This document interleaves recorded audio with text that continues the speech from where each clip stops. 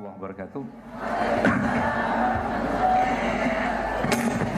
Alhamdulillah, tidak henti-hentinya kita muji Allah Subhanahu wa taala, Zat yang Maha Pengasih, Zat yang Maha Penyayang, Zat yang hari ini mentakdirkan kita berada di tempat ini, Zat yang hari ini memberikan kesempatan kita untuk hidup kembali setelah kematian kita tadi malam. Zat yang hari ini menjadikan paru-paru Anda, jantung saya, darah kita semua berjalan, beredar, mengalir tanpa kita perintahkan. Zat yang dengan maha murahannya Dia menciptakan kita, alam semesta ini juga untuk kita pergunakan dan kita manfaatkan sebagai cara kita untuk menyembahnya. Zat yang kalau kita menghitung betapa besar dan betapa banyak nikmat yang Dia berikan kepada kita, maka niscaya kita tidak akan mampu menghitungnya. Bahkan ketika kita memasukkan makanan dalam mulut kita, sekalian, ketika sudah sampai ke tenggorokan kita dan sudah masuk pada sepertiga mungkin bagian dari atau setengah dari telunjuk kita ini, maka sudah tidak ada peran lagi kita di sana. Allah yang menjadikan makanan tersebut bisa diolah masuk ke paru, masuk ke usus, ya, masuk ke lambung, ya, seterusnya sampai menjadi sebagian menjadi makanan atau jadi nutrisi dan sebagian dikeluarkan sebagai kotoran. Maka alhamdulillah adalah kalimat yang atau kata yang terbaik yang harus kita ucapkan sering-sering. Dengan kata itulah sebenarnya Allah mencukupkan segala nikmat yang Dia berikan kepada kita semua. Saya teringat dengan sebuah kisah. Kisah ini berkaitan dengan seorang sahabat Rasulullah SAW, yang mana disebutkan dalam sebuah riwayat ada seorang musafir yang dia berjalan atau mengendari kuda di padang pasir. Kemudian musafir tadi menemukan sebuah kemah atau tenda, yang tenda atau kemah tadi nggak ada orang atau mungkin tidak banyak orang kecuali seorang yang dia lihat di situ begitu menyedihkan. Lalu sang musafir tadi mengucapkan Assalamualaikum warahmatullahi wabarakatuh. Dan akhirnya orang yang dalam tenda tersebut mengucapkan Waalaikumsalam warahmatullahi wabarakatuh.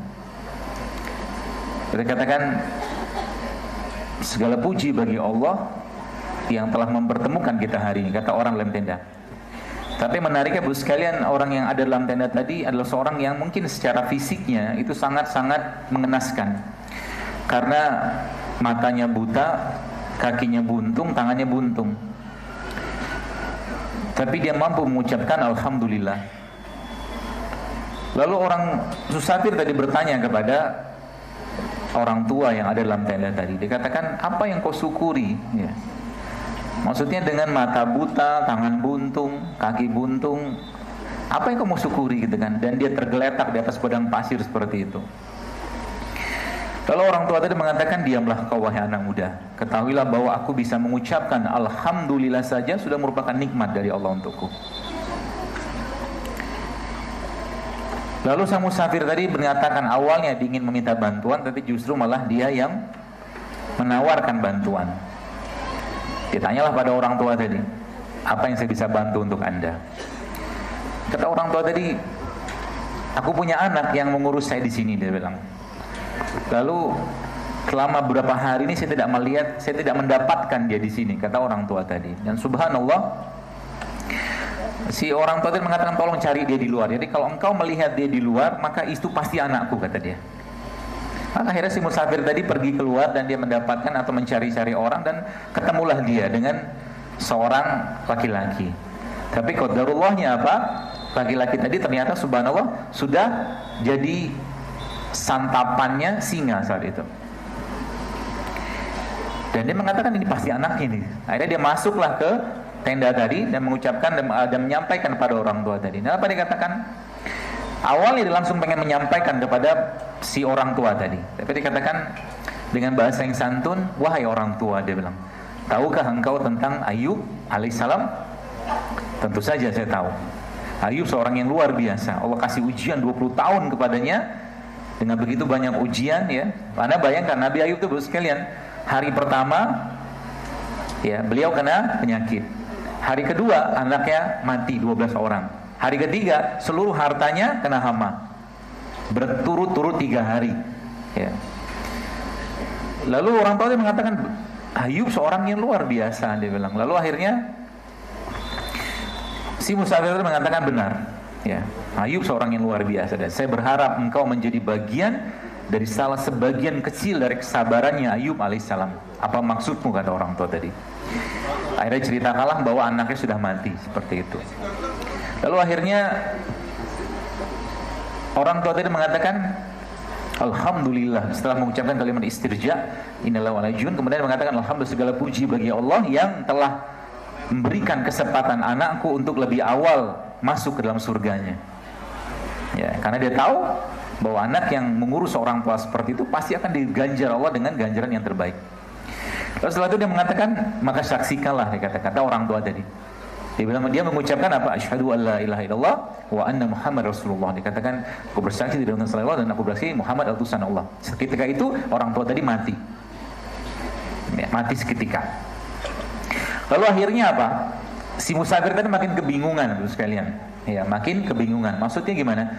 Ini sudahlah orangnya buntu, nggak ada apa-apa, tempat itu kosong kecuali dia sama bapak tua itu saja. Sekarang orangnya mati ini, gimana cara ngurus jenazahnya? Subhanallah, tidak lama kemudian, ya kuasa Allah, akhirnya ada beberapa pengendara kuda gitu kan yang datang ke tempat itu, dan ternyata ini orang-orang kerajaan. Waktu dipanggil sama si musafir tadi, mereka akhirnya diajak masuk ke dalam dan dilihat jenazah orang tua tadi. Mereka mencium-ciumi jenazah tadi. Lalu akhirnya dia bertanya, ini makin bingung, ini siapa ini orang gitu kan? Kok luar biasa ya, sampai ada orang kerajaan mencium-ciumi jenazah dia. Akhirnya si pengendara kuda tadi mengatakan, ini adalah Abu Kilabah al-Jurmi, sahabat terakhirnya Nabi alaihissalam. Ya, saya menyampaikan kisah ini tidak lain tidak bukan kepada kita semua agar menjadi ibrah bahwa hidup kita ini, Bapak sekalian, bukan hidup untuk mengeluh, ya, bukan hidup untuk banyak berkeluh kesah. Ya, ada orang sayurnya sedikit asin sudah mulai mengeluh. Ada orang sedikit ada urusan duniawi saja sudah mengeluhnya luar biasa. Ya, maka mari kita jadikan hidup kita menjadi hidup yang pilihannya kalau nggak sabar ya syukur. Ya, kalau ada pengen mengucapkan sesuatu yang sifatnya membuat kita malah makin tidak nyaman hatinya, jangan diucapkan. Diam saja, istighfar atau mungkin baca tasbih, tahmid atau tahlil yang lainnya, seperti itu. Dan pasti ini semua tidak lepas dari sebuah perjalanan manusia yang telah mengajarkan kepada kita semua, Bapak sekalian. Manusia yang akhlaknya, fisiknya, nasabnya Allah sempurnakan, yaitu Rasulullah SAW. Yang kita membaca salawat kepada beliau, Allah memberikan kepada kita 10 kali pahala. Satu pahalanya saja yang Allah berikan atau rahmat itu sudah cukup untuk kita, banyaknya luar biasa. Jadi jangan sampai kita menganggap bahwa 10 itu sebenarnya 10 itu sudah sangat luar biasa banyak. Ya, manusia yang dengannya lahir kita mengenal Islam ini. Ya, maka kita meminta kepada Allah agar kita bisa meneruskan dakwah dari Nabi kita SAW. Ya, dakwah seperti apa? Kalau saya menganut sebuah prinsip atau pemahaman, Allah mengatakan dalam Al-Quran, "A'udzubillahi minasyaitonirrajim, wa man ahsanu qawlan mimman da'a ila Allah." Dan siapakah yang lebih baik daripada orang-orang yang menyeru kepada jalan Allah? Maksudnya apa? Profesi yang terbaik yang harus ada di benak kita itu sebenarnya bukan dokter, bukan pilot, bukan pengacara, bukan apapun, tapi profesi yang terbaik yang harus kita benamkan dalam diri kita adalah dai atau daiyah. Siapa itu? Kita semua. Ya, kita semua ini dai-daiyah. Kalau kita mau ngambil peran itu, ya, kalau kita mau ngambil peran itu, kenapa kita harus memikirkan itu? Karena hidup kita kalau cuma gini-gini aja terlalu singkat, ya. Maksudnya kita perlu membuat kebaikan-kebaikan yang besar. Saya waktu berpikir bagaimana Rasulullah SAW mengajarkan atau menyampaikan sebuah hadis, kata Nabi, kalaulah iman umatku ini ditimbang dengan imannya Abu Bakar, iman yang maksudnya di zaman Nabi sampai sekarang, maka Rasulullah mengatakan maka niscaya lebih berat imannya Abu Bakar. Jadi iman kita semua ini dikumpulkan dengan sejak zaman Nabi itu ya, itu lebih berat imannya Abu Bakar. Kenapa? Anda bayangkan begini, Bu. Sa'ad bin Abi Waqqas radhiyallahu anhu, salah satu sahabat Nabi jadi masuk surga, beliaulah yang membawa Islam menuju Mesir. Jadi Islam itu diekspansi oleh Sa'ad bin Abi Waqqas, ya, atas perintah saat itu oleh Umar, ya. Dan akhirnya Mesir mengenal Islam. Artinya pahalanya orang Mesir sekarang, ya, pahala dari ibadah mereka tuh Sa'ad yang dapat, gitu ya. Itu yang pertama. Lain yang kedua, Madain, ya, salah satu kerajaan saat itu yang ditaklukkan oleh Sa'ad, ya, juga sama, ya. Artinya ketika orang di sana sudah mengenal Islam, maka pahalanya dapat di Sa'ad. Pertanyaannya, siapa yang mengislamkan Sa'ad bin Abi Waqqas? Ternyata yang mengislamkan Sa'ad bin Abi Waqqas adalah Abu Bakar As-Siddiq radhiyallahu anhu. Maka seluruh pahalanya seluruh pahalanya Sa'ad, Abu Bakar juga dapat tanpa mengulangi pahalanya Sa'ad. Seperti itu. Kalau kita tiap hari berpikir seperti ini, apa kebaikan yang kita mau lakukan, maka niscaya kita akan sibuk dengan kebaikan. Ya, kita tidak akan mau berleha-leha atau mungkin sibuk dengan hal-hal nggak bermanfaat. Contoh, kalau saya tanya Anda sekarang, Bapak Ibu sekalian, maukah Anda iktikaf 1 bulan penuh di Masjid Nabawi? Pasti mau jawabannya, kan? Ya, maukah kita iktikaf 1 bulan penuh di Masjid Nabawi? Pasti mau, saya pun mau. Tapi kan nggak bisa, artinya waktu segala macam, mungkin biaya segala macam, kan repot. Nah, Nabi memberikan apa? Solusinya apa?